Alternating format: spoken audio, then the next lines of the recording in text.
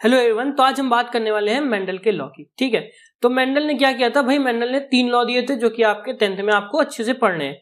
तो मेंडल के लॉ के बेसिस पे डेफिनेशन देख लीजिए कि Mendel postulated 3 essential rules based on his monohybrid and dihybrid cross, ठीक है, known as Mendel's law of heredity. ठीक है, मेंडल के बारे में एक बेसिक नॉलेज आप और सुन लो कि Mendel is also known as a father of heredity. ठीक है, अब मेंडल ने क्या किया भाई, इन्होंने पी प्लांट लिए, सबको पता है, जिसमें 7 ट्रेड्स होते हैं, इसीलिए उन्होंने पी प्लांट को टर्म किया या एक्सपेरिमेंटल बेसिस में यूज किया। अब उन्होंने क्या किया, इसके साथ मोनोहाइब्रिड क्रॉस किए एक्सपेरिमेंटल बेस में और डाइहाइब्रिड क्रॉस किए। अच्छा, थोड़ा बेसिक समझ लो कि मोनोहाइब्रिड और डाइहाइब्रिड क्या होता है। ठीक है, क्योंकि देखिए इस वीडियो में हम क्लियरली लॉ पढ़ने वाले हैं, जो तीनों लॉ थे, तो इसके पहले के कुछ बेसिक कॉन्सेप्ट्स हैं, है ना, वो एक बार जल्दी से देख लेते हैं। तो मोनोहाइब्रिड क्रॉस क्या होते हैं, देखिए जिसमें सिंगल ट्रेड्स आपके यूज हो रहे हो ना। देखो जैसे यहाँ पे कैपिटल वाई और स्मॉल वाई, ठीक है, कैपिटल वाई स्मॉल वाई, ये रिप्रेजेंट कर रहे हैं आपके सिंगल ट्रेड, है ना, विच इज अगर कैपिटल वाई है तो येलो कलर और स्मॉल वाई है तो ग्रीन कलर। ठीक है, ये आपका होता है मोनोहाइब्रिड क्रॉस। अब जो डाइहाइब्रिड क्रॉस है उसमें देखिए यहाँ पे क्या है, आपका कैपिटल वाई और कैपिटल आर, ये दोनों क्या रिप्रेजेंट कर रहे हैं, यहाँ पे देखिए ये 2 ट्रेड रिप्रेजेंट हो रहे हैं ना भाई। मोनो का मतलब होता है 1 और डाई का मतलब होता है 2, तो इनकी डेफिनेशन में, इनके जो वर्ड्स हैं उन्हीं में इनकी डेफिनेशन है। यहाँ पे 2 ट्रेड्स हैं, कैपिटल वाई रिप्रेजेंट कर रहा है येलो कलर और आपका जो आर है वो रिप्रेजेंट कर रहा है जो सीड का शेप होने वाला है। तो यहाँ पे सीड का शेप कैसा है, सीड का शेप आपका राउंड है ना, तो राउंड कलर का सीड का शेप है और उसका सीड का कलर क्या है, येलो, तो ये रिप्रेजेंट कर रहा है कैपिटल वाई और कैपिटल आर रिप्रेजेंट कर रहा है उसका सर्कल। सेम यहाँ पे देखो, यहाँ पे क्या है, स्मॉल वाई स्मॉल आर। अब स्मॉल वाई क्या कर रहा है, ये सीड का जो कलर होगा वो क्या होगा, ग्रीन, है ना, ये रिप्रेजेंट कर रहे हैं आपके स्मॉल वाई और जो उसका शेप, तो स्मॉल आर रिप्रेजेंट कर रहे हैं जो सीड का शेप होगा। सीड का शेप कैसा है, रिंकल, है ना, तो रिंकल शेप है और उसका कलर कैसा है, ग्रीन। तो यहाँ पे देखिए मेंडल ने क्या किया, 2 एक्सपेरिमेंट किए, कैसे, पी प्लांट से 2 एक्सपेरिमेंट किए, जिसमें उन्होंने सबसे पहले यूज किया monohybrid cross and then use किया डाइहाइब्रिड क्रॉस। मोनोहाइब्रिड क्रॉस में उन्होंने लिया कैसे, सिंगल ट्रेड्स, है ना, और डाइहाइब्रिड क्रॉस में 2 ट्रेड। ठीक है, अच्छा 2 ट्रेड कौन सी यूज किया, देखिए दोनों में यहाँ पे इन्होंने सिर्फ यूज किया है कलर, और यहाँ पे क्या यूज किया, यहाँ पे उन्होंने यूज किया है कलर एंड उसका शेप।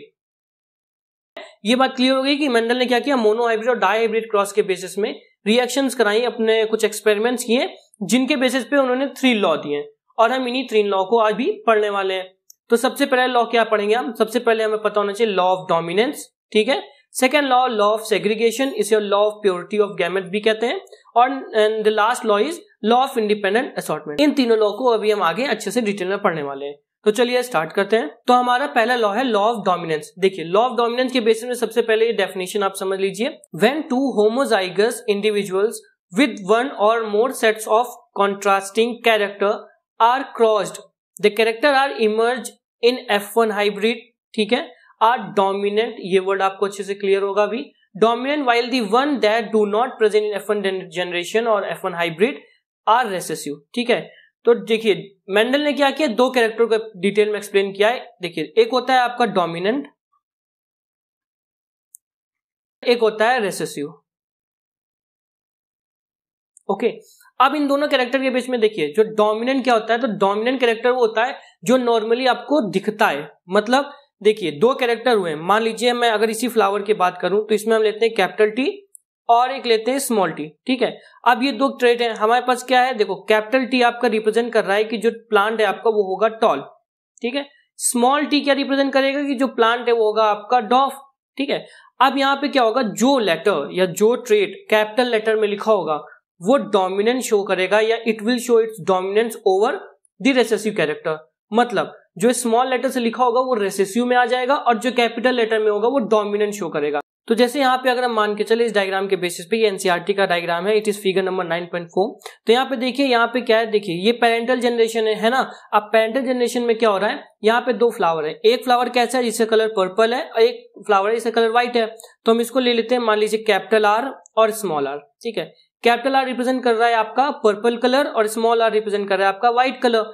तो यहाँ पे जब प्योर जनरेशन में इनका हाइब्रिड हुआ है ना, इनका क्या हुआ, क्रॉस फर्टिलाइजेशन, तो यहाँ पे क्या होगा, इनका जो नया ऑफस्प्रिंग बना which is in F1 generation, वो क्या होगा, आपका डोमिनेंट शो करेगा। कौन से कैरेक्टर शो करेगा, तो जो कैपिटल लेटर में लिखा होगा, ठीक है। और ये कैसा कलर होगा, फिर ये पर्पल कलर का दिखेगा, है ना।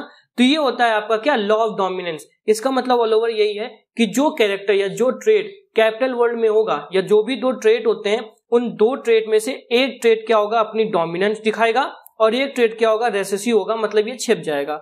All over dominant character will always express itself, है ना, और जो रेसेसिव कैरेक्टर होगा वो हाइड हो जाएगा।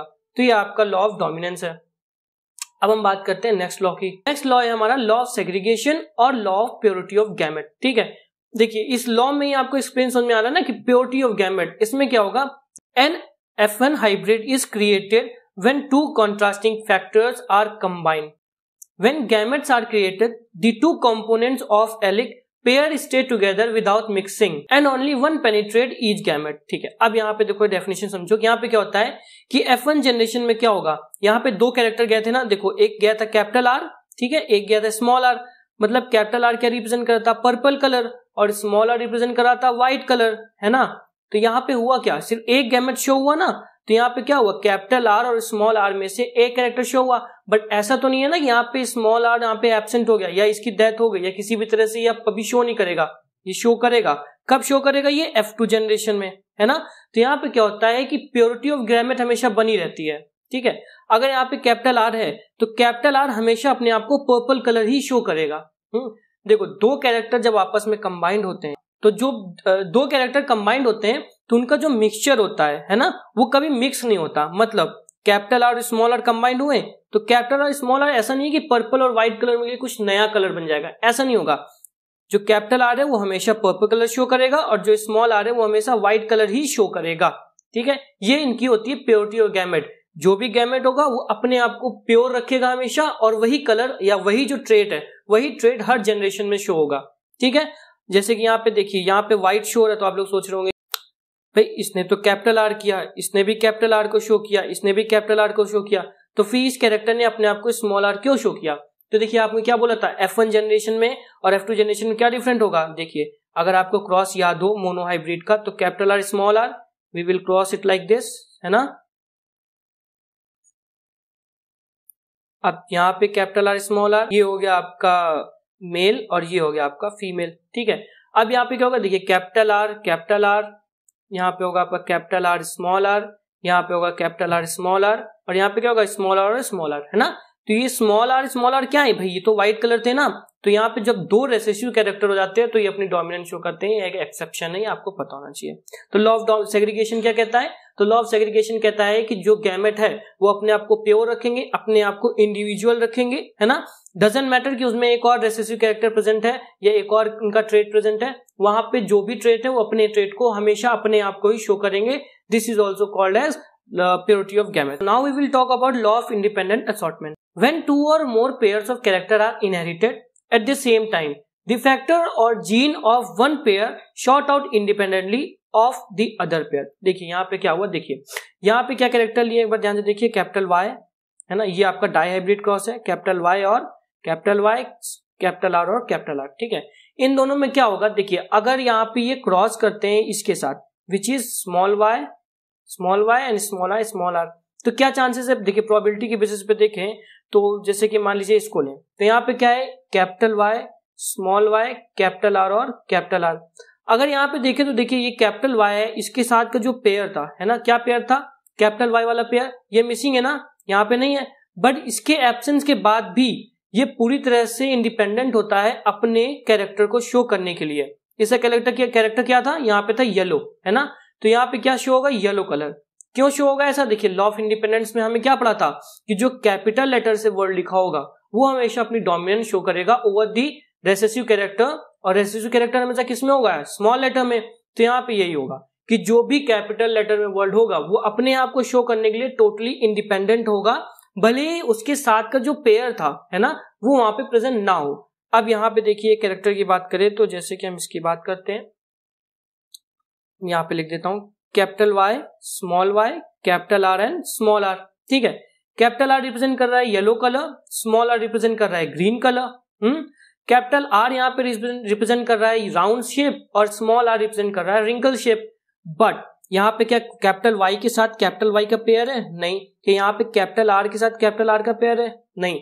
बट स्टिल इसका जो आपका फिनोटाइप होगा, फिनोटाइप मतलब जो फिजिकली प्लांट अपीयर होगा वो कैसा होगा, येलो और राउंड, है ना। ऐसा क्यों हो रहा है, ऐसा होने का रीजन ये है कि यहाँ पे क्या है, ये अपने आप को इंडिपेंडेंटली कैपेबल होते हैं कैरेक्टर अपना शो करने के लिए।